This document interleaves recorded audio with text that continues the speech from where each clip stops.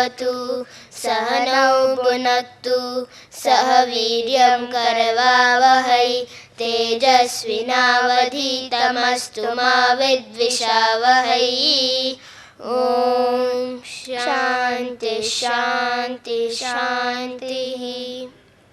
ॐ सहस्रशीर्षं देवं विश्वाक्षं विश्वशम्भुवं विश्वं नारायणं देवमक्षरं परमं पदं विश्वतः परमानित्यं विश्वं नारायणगं हरिं विश्वमेवेदं पुरुषस्तद्विश्वमुपजीवति पतिं विश्वस्यात्मेश्वरगं शाश्वतगं शिवमच्युतं नारायणं महाज्ञेयं विश्वात्मानं परायणं नारायणः परो ज्योतिरात्मा नारायणः परः नारायणः परब्रह्म तत्त्वं नारायणः परः नारायणः परो ध्याता ध्यानं नारायणः परः यच्च किञ्चित् जगत् सर्वं दृश्यते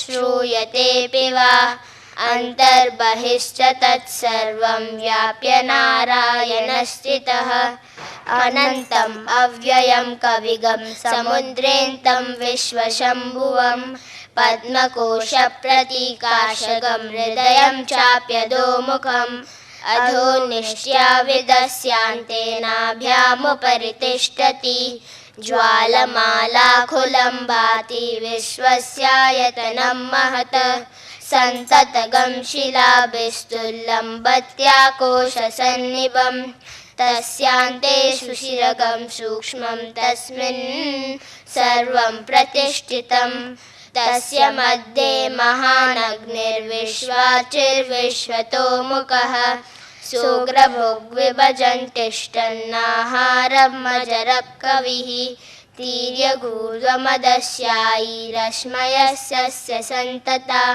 सन्तापयति सन्देहमापादतलमस्तकः तस्य मध्ये वह्निशिखा अनिर्योर्ध्वा व्यवस्थितः नीलतो यदमध्यस्था विद्युल्लेखेव भास्वरा नीवारशूकवत्तन्वी पीताभा सत्यनुपमा तस्या शिखाया मध्ये परमात्मा व्यवस्थितः स ब्रह्म स शिवः स हरिसेन्द्रशोक्षर परमस्वराट् ऋतगं सत्यं परं ब्रह्म पुरुषं कृष्णपिङ्गलम् ऊर्ध्वरेतं विरूपाक्षं विश्वरूपाय वै नमो नमः।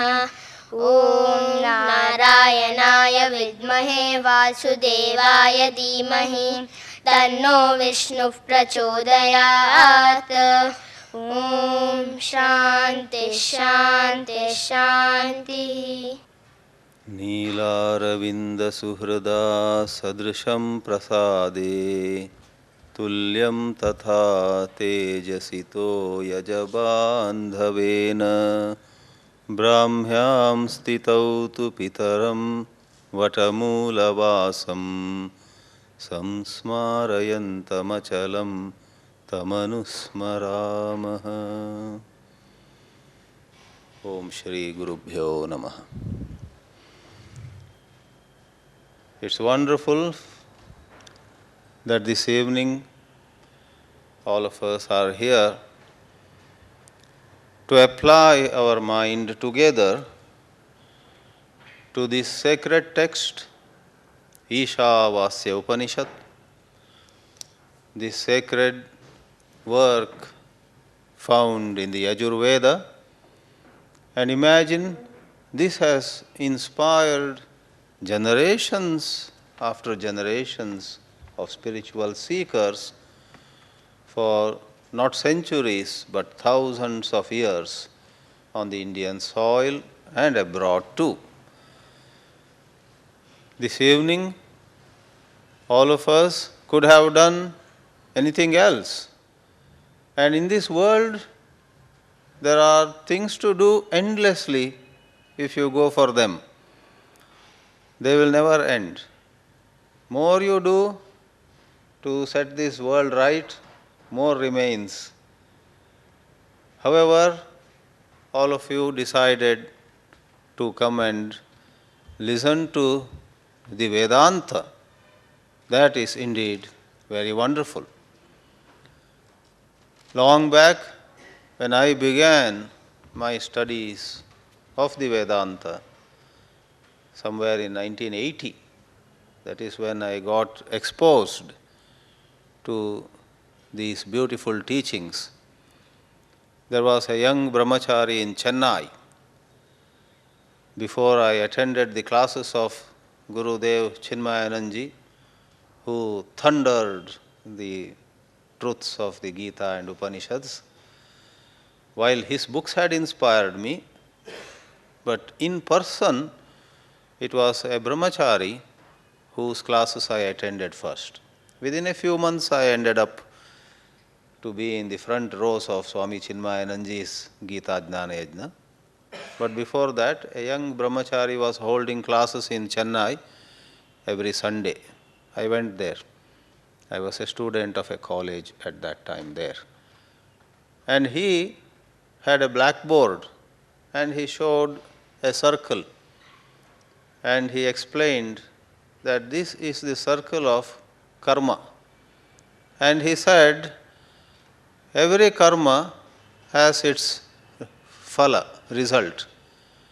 Every action has its result, but even as you enjoy the result of one action, you will do some more action.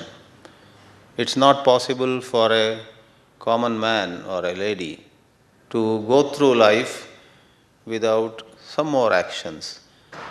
So, action, result of action, by then you have done another action, yet another result, yet another action, and he showed. That is how it is a circle. This circle, like any circle, has no beginning, no end. And imagine, that was a youth class, in fact. Every Sunday he would explain the principles of the Vedanta to youngsters. And I was about 22 years old at that time. And we young people, boys and girls, were listening. Where is this brahmachari leading us? He said, this circle never ends. No beginning, no end. Karma, karma phala. Or you call it, he said, punarapi jananam, punarapi maranam. You know, bhaja govindam. Punarapi janani jatare shayanam. Again born in the mother's womb. So this samsara is endless. So we appreciated that and we were looking into his eyes. Will he show us a way out? And suddenly he took a duster or an eraser, and wiped off the whole circle. There was no circle on the blackboard. He said, just a moment ago I said this circle has no beginning or no end, but what happened to the circle now? And we young fellows said, sir, you erased it. He said, similarly, karma and karma phala apparently will never come to an end, but it's not end, but there is a way to transcend. You cannot end the cycle, you cannot end the circle, no beginning, no end. But you can transcend the circle of karma and karma phala, and that is through the Vedanta, he said. Vedanta helps you go to a different level. So I say that we have chosen to apply our mind to the Vedanta teachings this evening, for it is continued application to a higher insight that can make a real difference to our life. Otherwise, we would be going in circles. We will not be reaching anywhere. Otherwise, a whole lot of what we call improvement, what we call betterment, ends up as nothing much, just cosmetic change. And what is worse, even as you and I imagine that we are getting somewhere, reaching somewhere, okay, even as we pat ourselves on our backs, the cruel laws of nature do not spare us. Slowly we get older, our faculties become weaker, energies fail, memory fails, and what is even worse, varieties of memories of the past rise, causing more worries, more anxieties, and so on. Many a time, a man says, "How nice childhood used to be." Memories of childhood, those days were so good. Now I am nowhere. Should it be like that? It would be like that only if we do not go for a higher insight. Other day, a lady in Goa asked me very earnestly, very passionately, "All this is very good," she said, after hearing a class on Viveka Chudamani, which I gave informally to a small group. She said, "This is all good, but my mind doesn't stop. Mind is a machine that seems to be running without stop. How can thoughts come to an end? How can thinking stop at all?" was her question. She herself was thinking, and she herself was tired of thinking. Nobody else comes and runs her machine. Does somebody else come and switch on your mind? Does somebody else come and fuel your mind? It is you only, you yourself. You cannot keep still. You think of something more and yet another, so on and so forth, and get exhausted. To bring this machine which is moving, which is in constant motion, to an end, again the medicine, the way is a higher understanding. The mind goes on running, leaving you tired and exhausted, because it is fueled by a certain understanding which the Vedanta would call mere misunderstanding.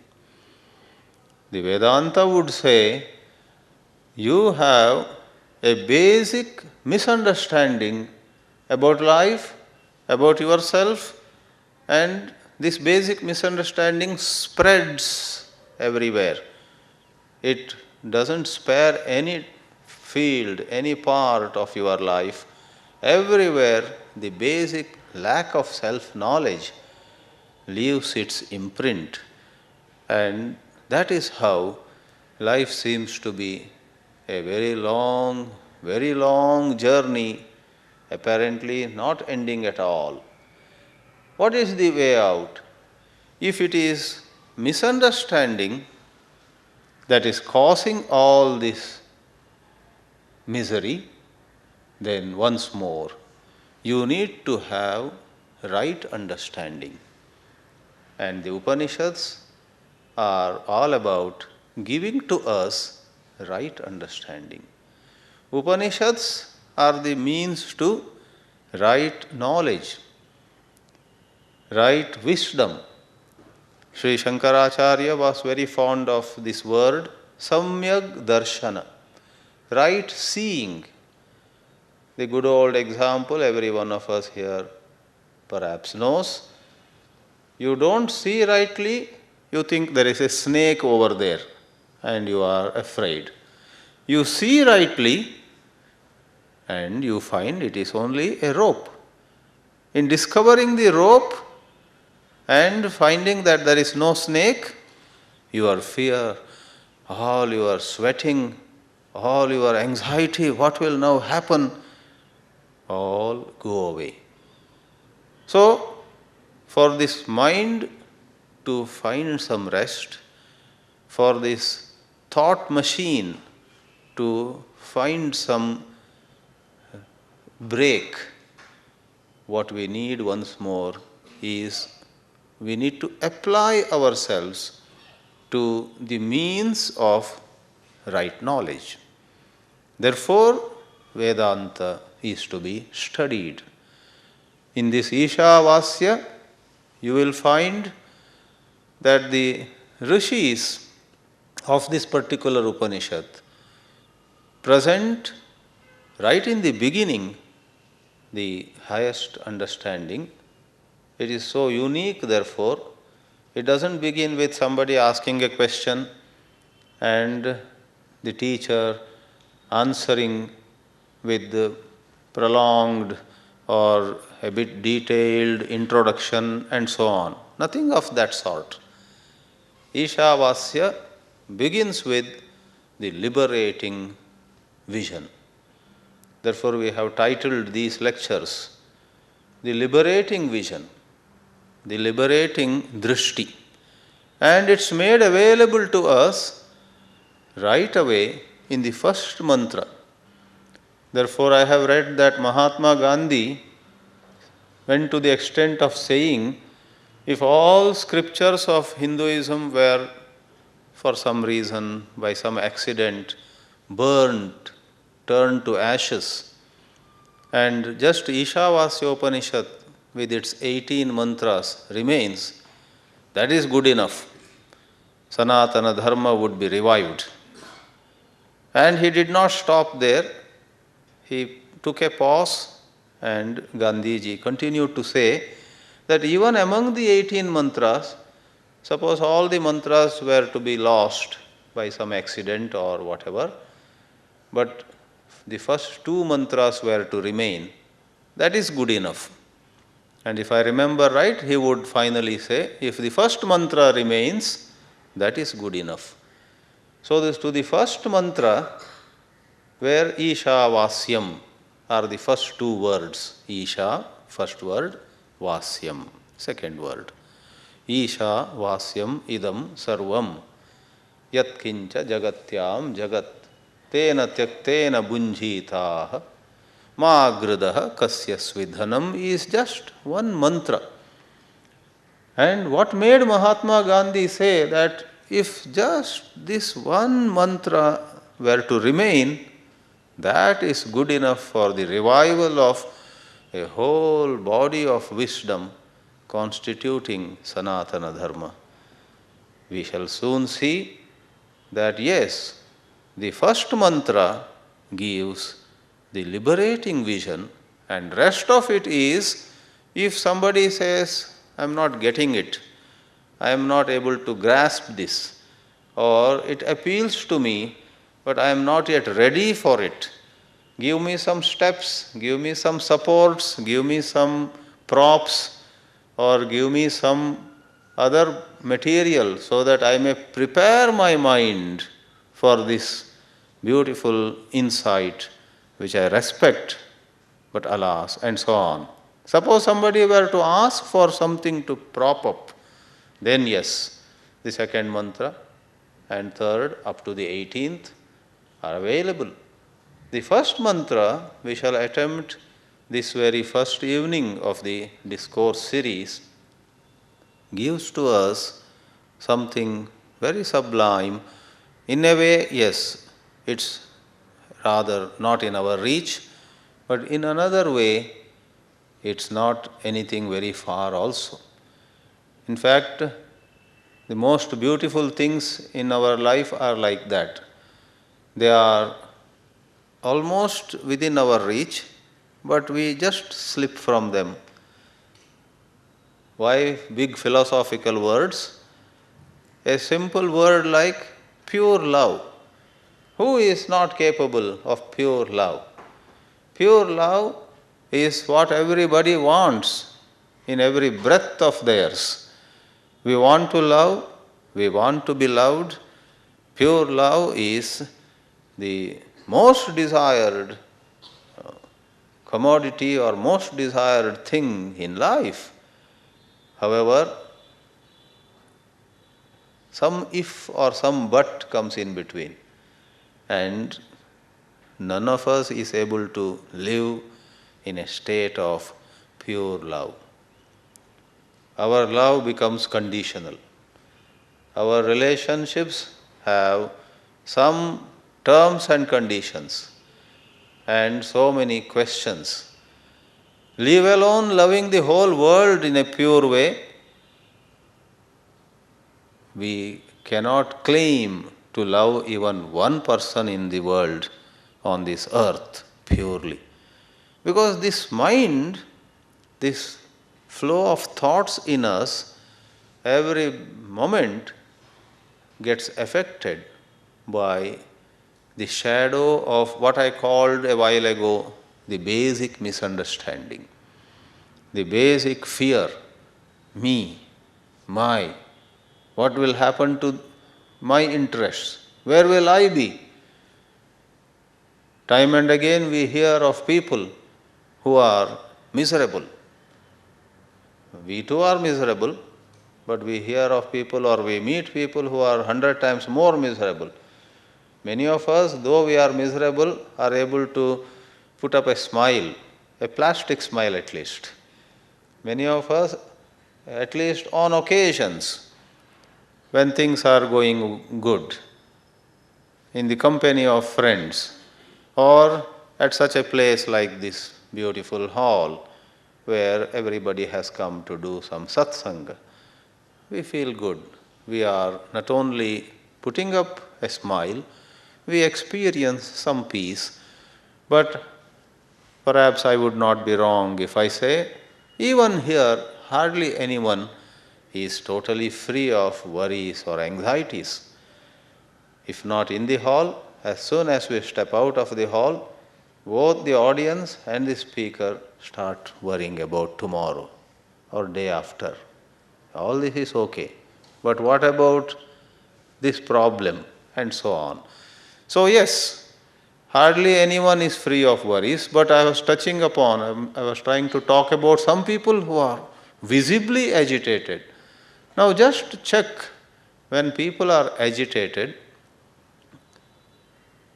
to what extent is their agitation connected to something of the present moment, and to what extent is it related to the future or the past? 999 out of 1000 occasions, people are anxious, miserable, agitated over either the unborn future or the dead past. What happened and is gone, over, never to come back, agitates them.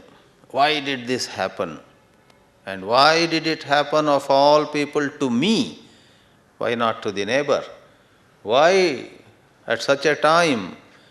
So something that happened that already is bygone, or they are very agitated about something yet to come, yet to happen. Sometimes people even fight over something that is to happen years later. In a humorous story that Swami Akhandanandaji of Vrindavan narrates in one of his discourses, perhaps it would be apt to share with you. A man and his wife were fighting bitterly, arguing and yelling at each other at night, 1 o'clock. And neighbors, in these days, apartment complexes, the neighbors of nearby apartments finally could not bear this noise at midnight. They came and knocked at the door and said, "What's happening?" They said, "Oh, sorry if we disturbed you. It is just our private issue." "Whatever it is, can we help? What is the matter?" The husband says, "I want my son to become a doctor," and she doesn't agree. And the wife said, "Yes, I want my son to become engineer," and this husband of mine doesn't agree. Then the neighbors asked, "But what does the son want to become? Did you ask him?" They said, "He is not born yet." So they are fighting over something, The child is not born yet. When we will have a child, when he grows up and when he will get a little mustache and when he is ready to go to college, will he become an engineer or doctor? What? On that. So this may be a little exaggerated story, though it can happen. This world is full of possibilities. It can very much happen, though it may appear a bit exaggerated. The nature of the human mind is like that, thinking of the unborn future and getting agitated. Therefore, the Upanishads and a whole lot of wise teachers have asked us to pay attention to the present, not just what is around us, to pay attention to our thoughts as they occur, as they rise, to pay attention to whatever there is.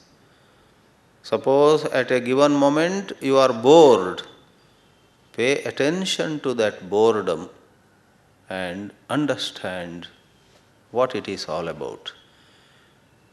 I will try to throw more light on this slowly today and in the days to come. But I would like to make one advance statement about this. Paying attention is totally different from thinking. There is the field of thought, there is the domain of thinking, and to notice our thoughts, to see this thought in its entire structure, to see is not same as having one more thought.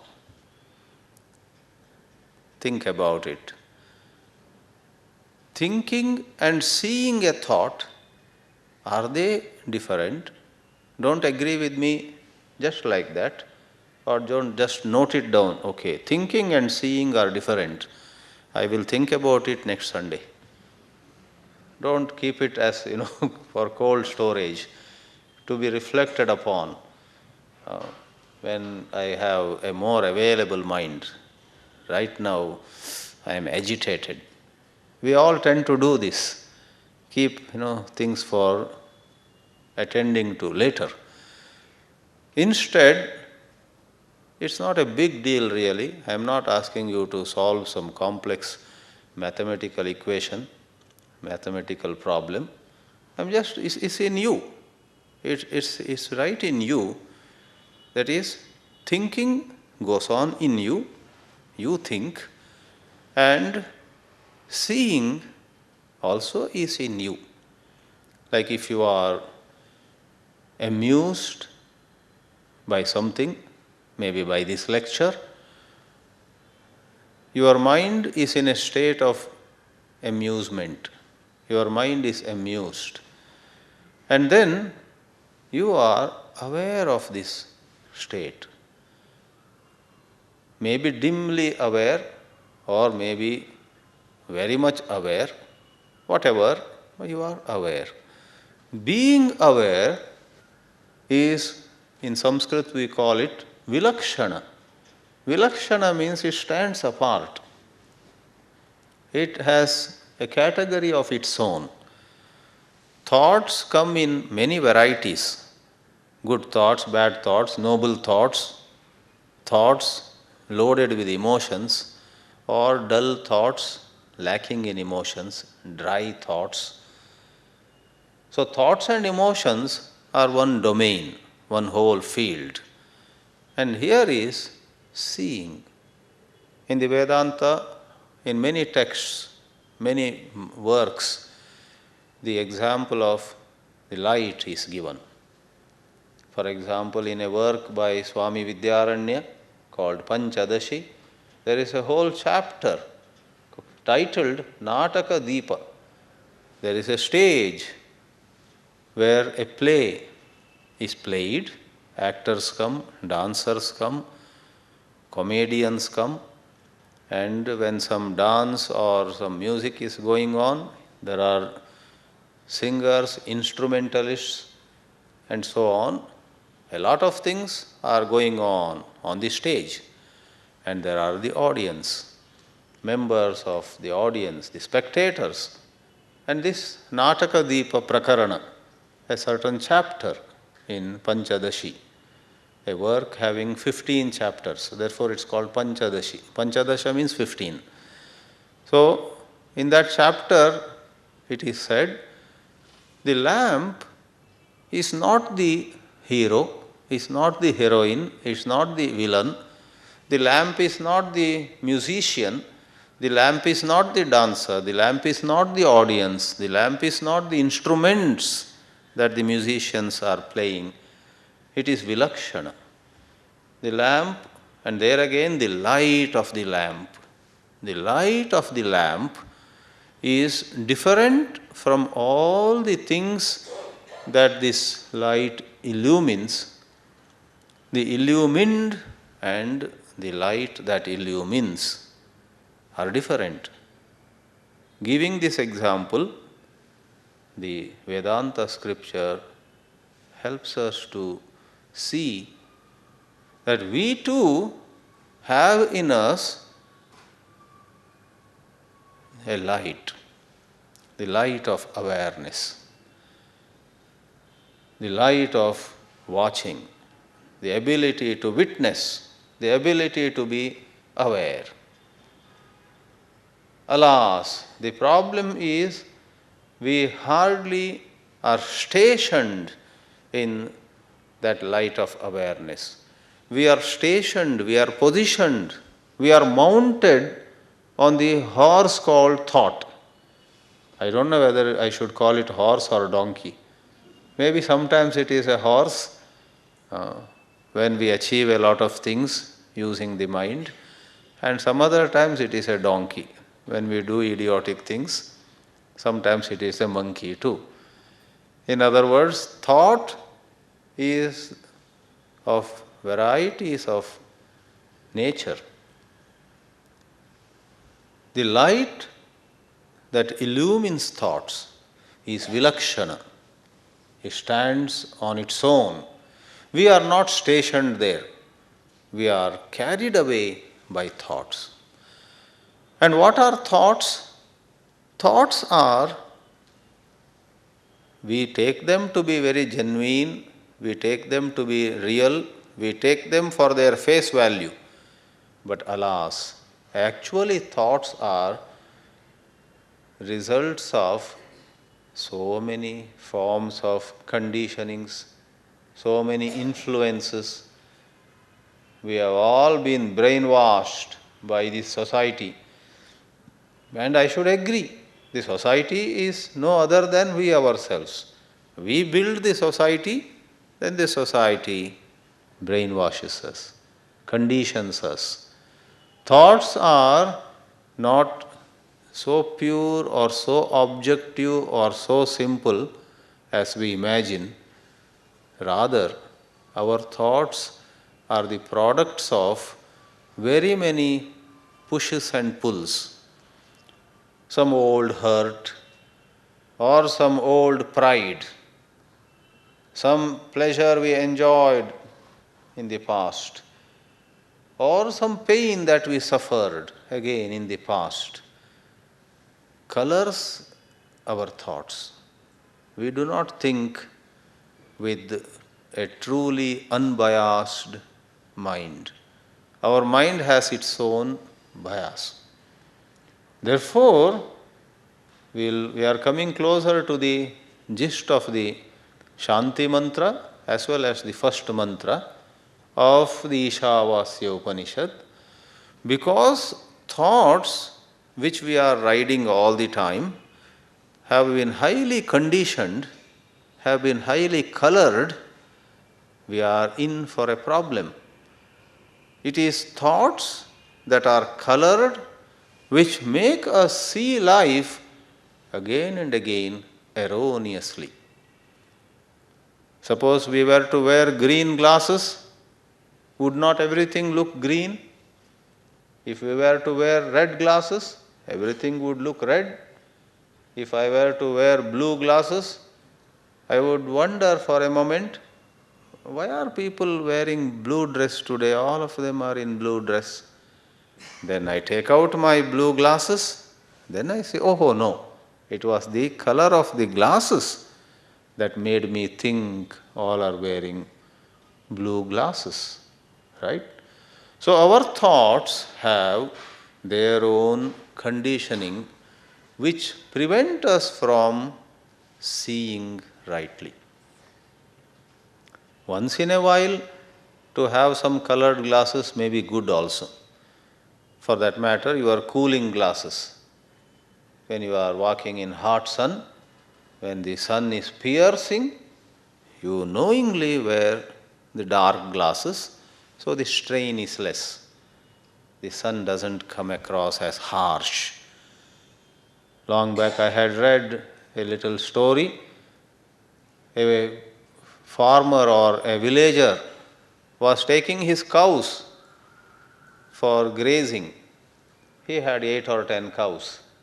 All cows would eat any grass that was available, but one of the cows, very strange indeed, was very particular on the grass being very, very green. This cow would eat only green grass.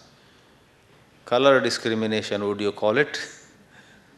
This particular cow would eat only green grass. Some grass which in color was not green was nutritious, would have been good for the cow. But this particular cow wants the grass to look green. Otherwise, it would not go near also. And the villager or the cow herd was really worried.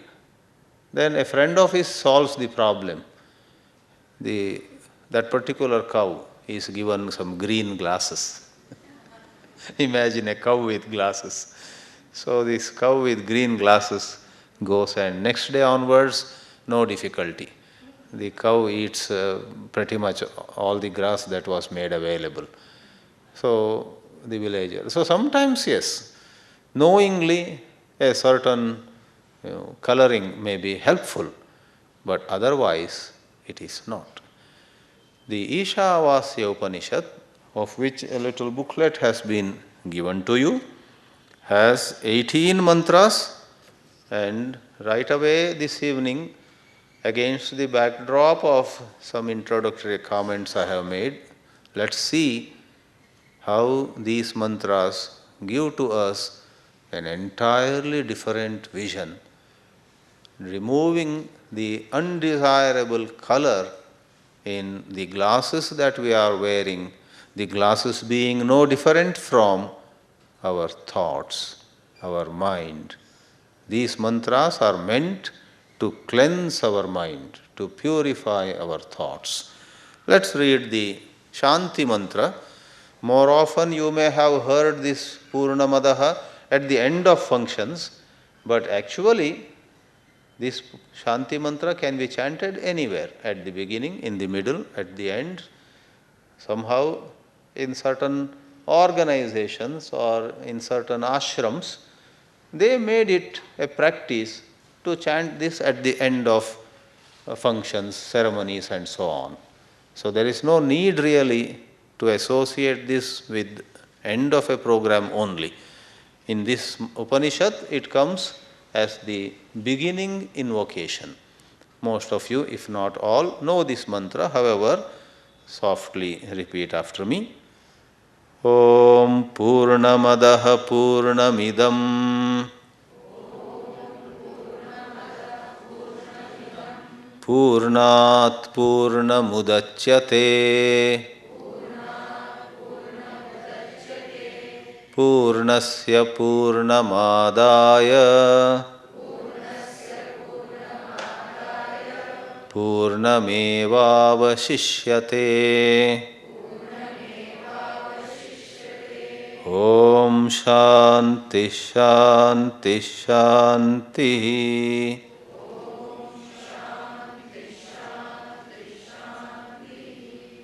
well-known mantra and much talked about, much commented upon. In fact, there are several shades of meaning to this mantra. I will connect this mantra to the little introduction that I made, talking about human life, talking about how we are all victims of our own thoughts, our own thought processes. The mantra, when you take it literally, as the translation goes, uses some pronouns. Adaha, idam are pronouns. Pronouns means that, this, like we say he, she, and you don't know who you are referring to. He came and said to her that they will not be coming to his birthday tomorrow. If you say that who is he here, who is she there, and who are they there, and whose birthday are you talking about, right? Pronouns are like that. Therefore here too, Purnam adaha, that, Purnam idam, this. These words, that and this, require a little bit of explanation, and great commentators like Sri Shankaracharya had done the job in their bhashyas, in their commentaries. They gave what these words stand for. This, in fact, is commented upon by Sri Shankaracharya, not in the Ishavasya Upanishad, but when he comments on Brihadaranyaka Upanishad, he has explained it. So we take, all teachers take from such places as where the Bhashyakars had explained. It would be worthwhile to take a quick look at the English translation that is provided in your booklet. Please see. That is whole. The word that in the chosen translation has been taken as the cause of this world. That cause of this world is whole.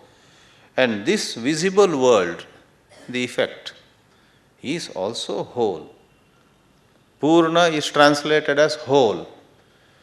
From the whole, that infinite reality, the cause, proceeds the whole, this effect, this conditioned creation. Through scriptural study, through satsanga, you and I are required, as the second part of translation goes, realizing through wisdom the wholeness of the whole, realizing through wisdom the wholeness of the whole, there remains the whole, unconditioned, infinite, alone. Don't say, there's a whole lot of difficulty in understanding this. Whole. Not really. It will not be difficult. If you take the simple example of the rope and the snake once more. The snake has come out from the rope. In dim light, one evening, as you are passing by a certain road, by the roadside was a rope with a little curl, with a little curve, and it looked like a snake. For all practical purposes, it is a snake for you. You tremble, you sweat, your heartbeat increases. It's quite terrible. All that would happen if there were to be a real snake are happening with you. Therefore, practically, it is as though there is a snake. So where did the snake come from? The snake came from the rope. And luckily for you, you stepped back, you jumped back. Luckily for you, you were carrying a torch in your pocket that evening. And you said, before running away, before doing something, let me see. And you throw a beam of light at that spot. Then you discover, as this translation goes, realizing through wisdom the wholeness of the whole, the ropeness of the snake, if you were to put in that applied language, realizing the ropeness of what appeared to be snake. After realizing that it's only a rope, would a little of snake remain there? Would a little part of the snake, for having caused so much of trembling, so much of sweating, having caused so much of fear in you, after all that, a little snake should remain if you say, no, once light, mark the word again, light. See how important seeing is. It is all seeing, seeing and seeing. The great teacher J. Krishnamurti once said to somebody in Mumbai who asked, tell me, what am I to do daily to come upon this wisdom that you are talking? In other words, if you and I were to ask, we would use the word sadhana. What is the sadhana? Krishnamurti said to Asit Chandmal, just see. And for heaven's sake, don't do anything else. Just see.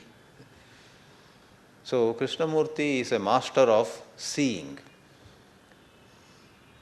All through his many years of work, he maintained that it is in seeing that everything will happen. However, what he meant by seeing would not be clear to many people. In fact, that was my difficulty for many years. For years I thought he is talking of seeing something like seeing a rose for maybe finding out its whole structure and so on. I will touch upon it here and there because it is very related to the Vedanta. He did not talk about seeing so that we know the structure of something more and more, like a rose or like somebody's face. Essentially, seeing meant being free of likes and dislikes. We talked about colored glasses. If we could take off the colored glasses, that is right seeing, true seeing. If we see with colored glasses, then it is conditioned perception. So, an unconditioned perception, objective watching. Watching, being in the present moment with no pressure of the past. If some memories rise, let them rise. You at least don't subscribe to them. See, it is quite a different thing for some memory to arise and for you to be carried away by that memory. It is quite different for you to see an advertisement, MS Dhoni, he is advertising for everything it seems. Wherever I go, I see him, and generally we see it while moving in a vehicle or so. I end up seeing him only and forget the product, what he was advertising for. All I remember is, once more Dhoni. By the time I try to read what he is advertising for, our vehicle, car or auto, cycle or whatever has gone. Anyway, it is one thing to see the advertisement and quite another to immediately say, I want to buy it immediately. Where is it available? I'll go to the shop, I'll buy it, I'll grab it. You see, if you see and then not get carried away, there is a big difference. So memory arises, it's like the advertisement, and you may subscribe to it, you may submit to it, you may, be totally overpowered by it. Or it is possible for you, as a thought arises, thought may be of the past. Right? Thought may be of the past. Therefore, I am making room for memory. But you may not come under its influence. You just watch it. And this seeing has great capacity for transformation, for what teachers like Vimla Thakar call radical change. For change could be superficial. Radical change means you change at the very root of your existence. And these mantras are touching upon it. I'll try to show to you. We took the analogy, a rope was appearing as the snake, you got very afraid, you took out your torch, illumined the spot, and once you saw that it was only a rope, you felt relieved. In pretty much the same way, this world, Chinmayananji used to call it the world of names and forms. Especially at certain times, especially some people here also in their teenage or in their early 20s. 10 years ago they were little, children going to primary school, high school and so on.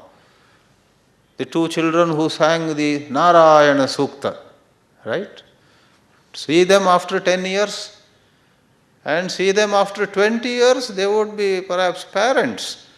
They would be worried about their children learning Narayana Sukta. Yeah. So, this world is full of change. Every one of us imagines we would not get old. Or when we come to 50, then also that illusion doesn't spare us. Even when we come to 40, 50, 60, then we think we will remain in 50 only. When we come to 60, we think we will remain as 60. That 70, 80 and all is for other people. That is how life has been duping us. Life has been taking us for a long ride. When all of us, let's say those of us who are older here, when we were teenagers, we looked at anybody 35 or 40-year-old as very old. We referred to them also. Oh, he is very old. That time we might have referred to somebody 37 or 38 only. Now the same 37, 38-year-old, if somebody comes across, for those of us who are other side of 50, we exclaim, so young! A new manager has come for the Bank of India here and he is 38-year-old. So young! We make the expression so young now. When we were teenagers, they are all senior, elderly people. So what is the true nature of this world then? That's where Chinmayananji used to say, this world of names and forms, constantly changing. The only changeless law being everything has to change. That is a changeless law. But we get deluded by it. Whatever it is, we try to cling to it. So this creation, this manifold creation, is a mystery. And Vedanta asks us, can you, even as you play your role, stand apart? Can you search for something which is changeless? In the 13th chapter of Gita, Sri Krishna says, to see the indestructible among things that get destroyed is the nature of wisdom. Vinashyatsu avinashyantam yap pashyati sa pashyati. Everything is changing. And if you could see something changeless, and you wonder what is changeless at all, the language is a little abstract. Or you may put it this way, don't love somebody looking at their wealth, tomorrow they may not be wealthy. They lose wealth, you lose your love. This is a greater loss, because to lose love is a great pity, Don't love somebody because they are young, tomorrow they will not be. Apply it to yourself also. Don't love yourself because of you are having this or that. Love people, love yourself unconditionally.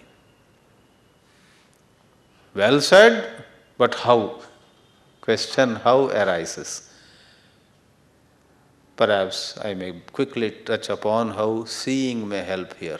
See intensely that you are loving somebody because of their wealth or youthfulness or talent or something that they can give you and so on. See, if you are intensely aware that I like that person very much because of that person has this or that, if you are intensely aware of it, that itself can make a different, radical change can take place there. For what makes us stay in bondage, what makes us stay in a conditioned setting, what makes our mind to remain conditioned is we are not aware at all what we are doing. Rather than being aware and thus standing apart, we are unaware and we feed, we pour more fuel into the fire. There is a lamp, it is dying out, and you pour some more oil. Or there is a car you are driving, it is heading towards a little child, and you see, but don't see enough, or you are not alert enough. Instead of slowing down the car, you accelerate. Finish that little child quickly. What a tragedy. Thought is like that. Our likes and dislikes, our fears and anxieties, our attachments, 1,000 of our thoughts are like that. They are like the cars that are moving. And very many times we become somewhat aware. There is danger now. At that time, rather than taking our foot off the accelerator, alas, foolishly we press the accelerator. And thought then binds us more agitations, more sorrow, and so on. Purnat Purnam Udachyate. The mantra says, the source is whole, and this apparently infinite universe, actually it is constantly dying and changing, but apparently it is infinite. This created world is apparently infinite in the sense it seems to have much to give to us. It seems to have more and more to give to us. Therefore, every one of us has such love of life. As the old joke goes, the doctor said to the patient, "You are going to die in 5 minutes. Any last wish?" And the patient says, "Yes, I have one last wish." "What's that?" "Want to see another doctor." That is his last wish, because if you say I'm going to die, then I give up on you. I will consult second opinion. Every one of us clings to life. We want to live, we want to be in this world, because in spite of the pain that this world has given us, this world has let us down enough. For the younger people here, not much, but for all of us older, more and more. So many ways the world gave us some pleasure, but a lot of pain. More thorns than roses. In spite of it, nobody wants to leave the world because Purnam. It seems to be infinite. And we say, life has not been good to me, but it is partly because I made some mistakes. But next time I get a chance, I am going to be very careful. I have learnt lessons. So somehow we whitewash the scenario, because pretty much so, the Upanishads agree with us. The created world, apparently, not really, is infinite. Sky is also not the limit. Like all these broadband and such advertisements, they say, no limits. Fastest, widest, largest. In every field, the advertisements say, this will give you maximum happiness. The world promises us like that.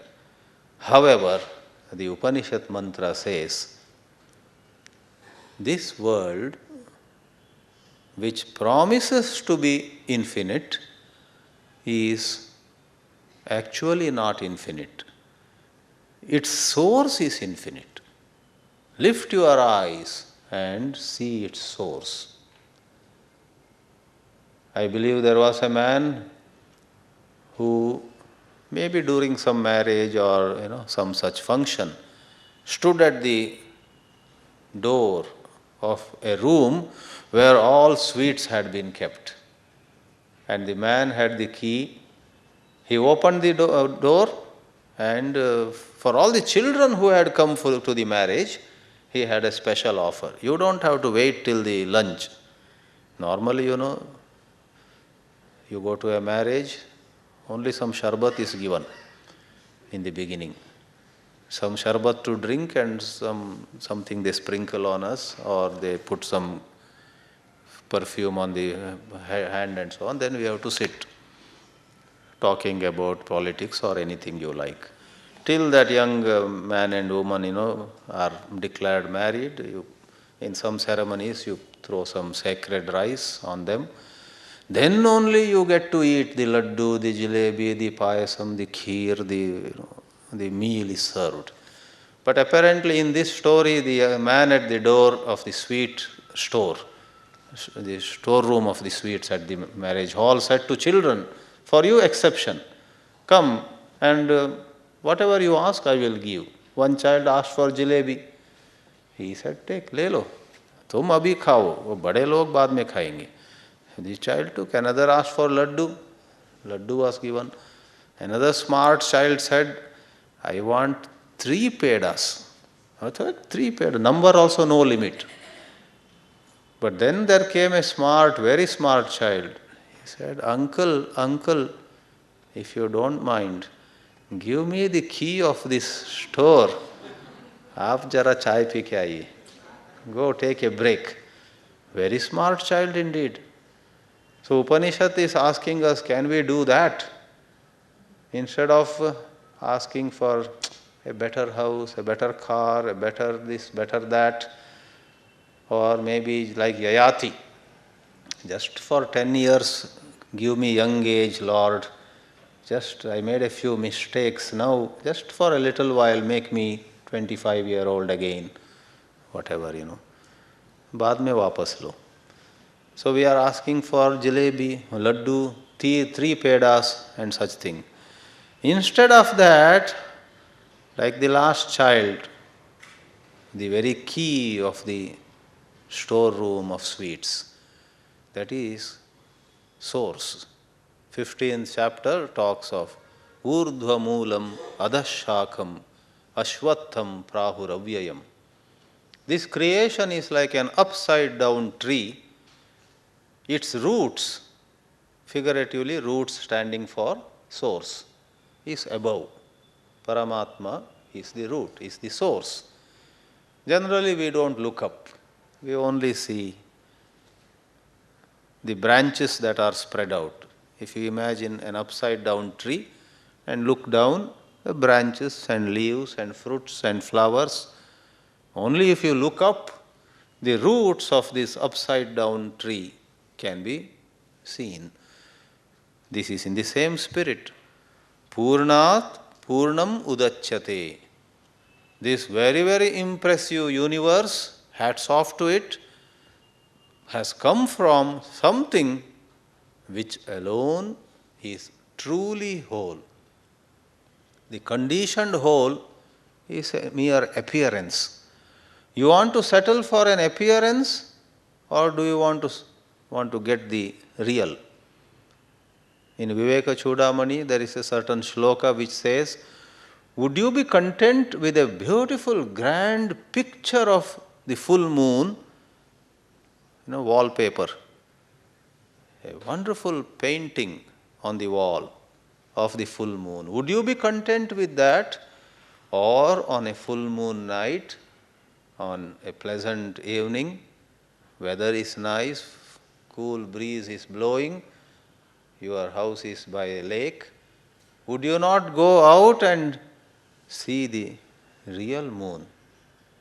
What would you prefer, the real moon or the moon in the painting, in the picture? This shloka is like that. This universe, the created universe, the conditioned universe, with countless possibilities, agreed, is all the same fraught with pain. It has limitations. After a very wonderful merry-go-round, you are left exhausted, sometimes with a few teeth broken, with jaws also broken, with back pain and whatnot. That is the nature of this world. Instead, Purnasya Purnam Adaya, realizing the wholeness of the creation in its source. Go to the source. Then you will find true rest. Otherwise, none of us finds true rest. Here and there we have a good time. Sometimes we say, well, remember the good times you had and be content. Don't ask for too much. This is also an opinion, a viewpoint. But the Vedanta says, no, you have a spiritual potential, realize it. Now connecting it to what I said, talking of conditioning and so on in the mind, what makes us attached to the paltry show of this world, to this tinsel town called the world, is our own immaturity of thoughts. Behind thoughts, there is the thinker. When I say, I think, I feel, I suppose, I imagine, I wonder, in all these statements, do you realize there is an I? And this I, appearing to be very innocent, appearing to be utterly harmless, actually is loaded with memories.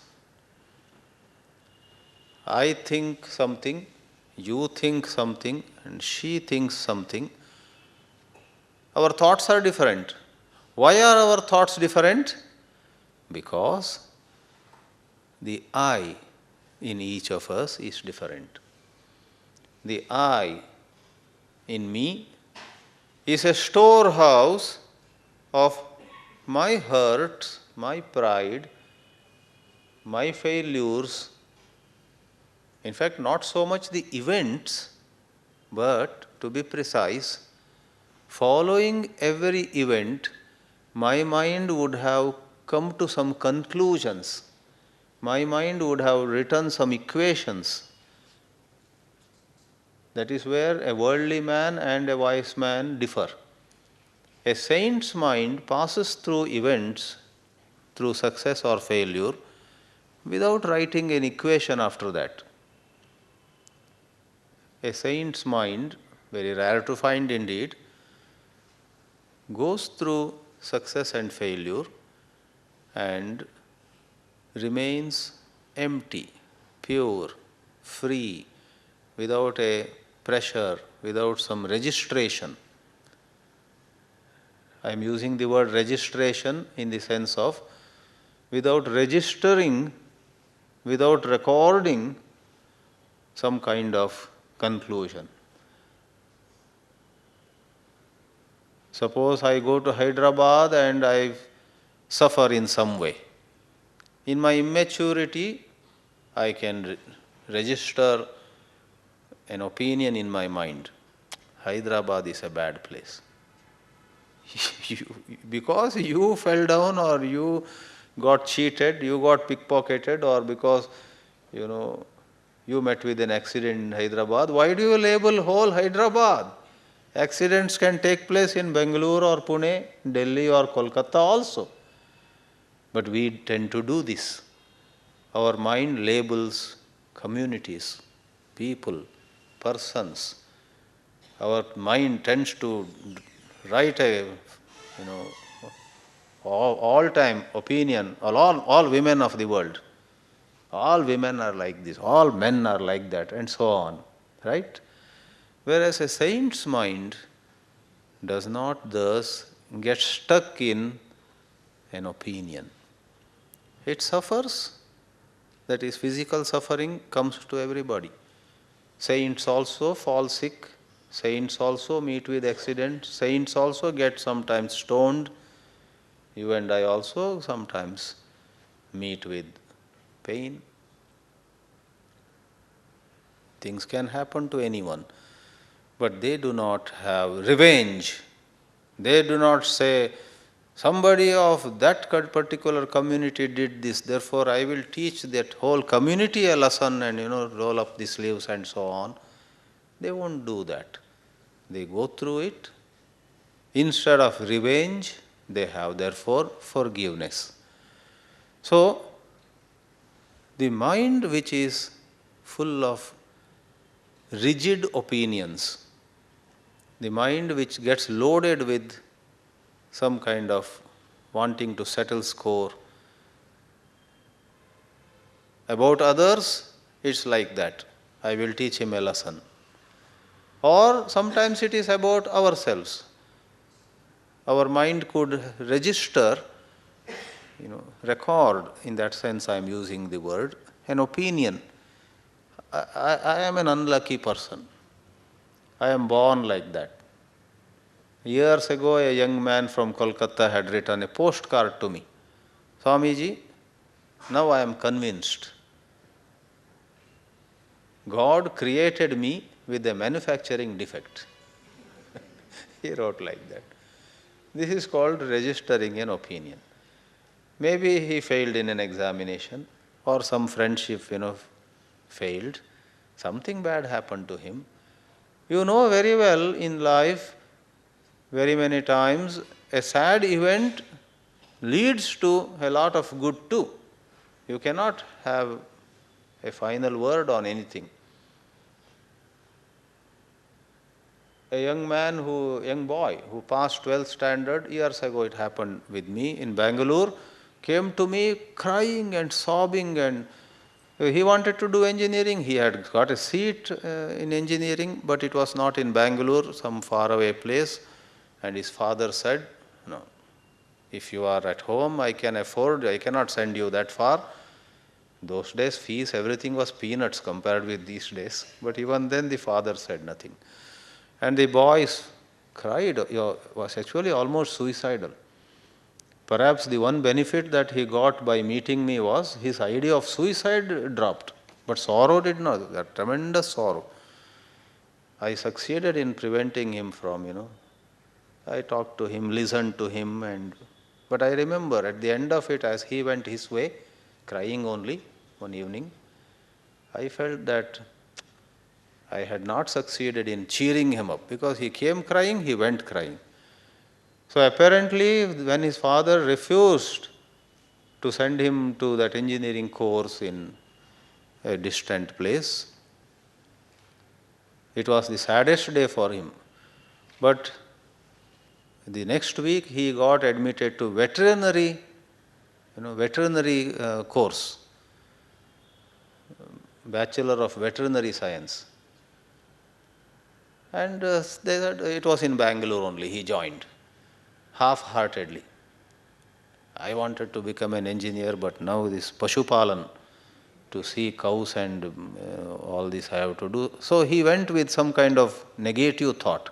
But still his friends advised him, something professional, instead of BA, BCom, you do this. So he went and did. But mind you, nobody expected it. He was from what they call Brahmin community and all, so they did not imagine that he would take to this veterinary science so well. Within the first or second semester, it was, what is that idiom? Duck taking to water. He felt so good, so much at home. By the time fourth year or so, final year, he excelled so much in Bangalore University, that veterinary college.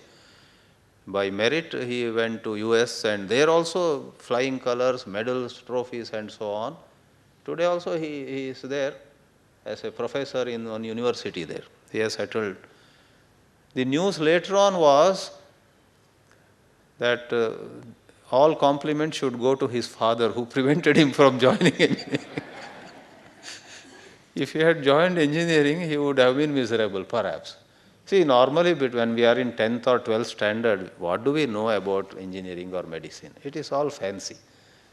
Somebody has done some kind of idea. So this boy was like that. So you never know. So this boy from Kolkata who wrote like that, God created me with a manufacturing defect. How wrong? So what are we trying to say here?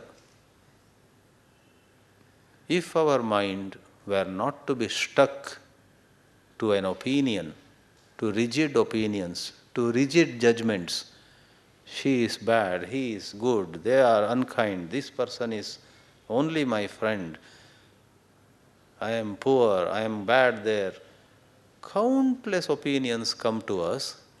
Keep them all in their place. Don't get carried away by them.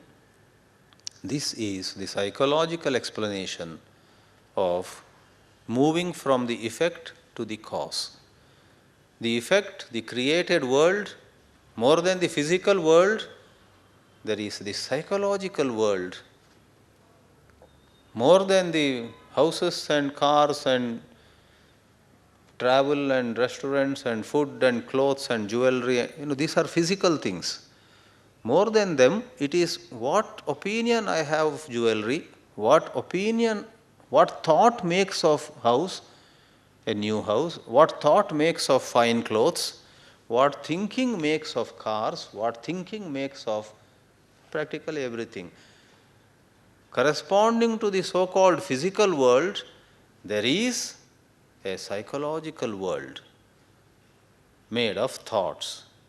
Its warp and woof are thoughts only. So, from this thought-created world, if we could step back, step aside, call as you like it, then there is the source, and that is Brahma. Vedanta calls it Brahma. Sat Chit Ananda Brahma. Call it awareness, call it attention, call it pure consciousness, call it pure existence, Sat. You are that. The truth of your existence is the Sat Chit, unconditioned or unlimited by thought. Thought comes and as though puts a boundary, limits you. The truth of this created world also is the same Sat Chit. It is Sat Chit outside, Sat Chit inside. It is Sat Chit, if you like, call it Sat Chit Ananda. Existence awareness is your true nature. Existence awareness is the true nature of the created universe. And if there is one culprit which makes you imagine otherwise, it is no other than thoughts. And if there can be one statement summarizing what Vedanta does to you, should do to you, can do to you, is from the prison of thoughts, you fly free to the open sky of awareness. Caught in the prison of thoughts, you are Jiva. Flying free in the sky of awareness, you yourself are Brahma. Aham Brahmasmi. That is Purnameva Avashishyate. This is expressed quite powerfully in the first mantra. We shall take it up tomorrow. Ishavasyam. This very vision is to be applied. You should see the whole universe as essentially the Sat Chit. Sat Chit alone is outside and inside, not by just repeating the words, but there is a certain understanding. That is how it is important to listen to maybe a talk, reflect on it. Otherwise, by doing a japa of everything is Sat Chit, everything is Sat Chit, if you do a japa, it will not help you. We will take this up again tomorrow. Om Shanti Shanti Shanti. Hari Om. Shri Gurubhyo Namaha. Hari Om.